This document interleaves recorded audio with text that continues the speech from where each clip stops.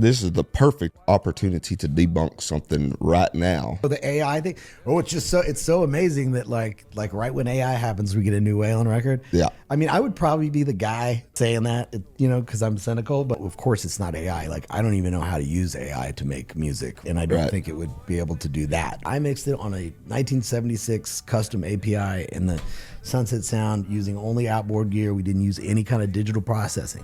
I used Pro Tools to prepare the tracks. They were digitized, but they were exactly as they were on those tapes. What I didn't want to do is do anything that would degrade that like the state of it. Some of them had like 5 vocal takes or 6 vocal takes. I used Pro Tools to comp the way I would comp Charlie's records or Turnpike's, in the sense that out of those 5 vocals, I'll go through and make a vocal track of the best vocal, which was really cool to do on my dad. I used it for that instead of, like, we have a flying fader system, but that's very archaic. So I used Pro Tools in the sense that when I'm making the mixes, it's saving my moves, right?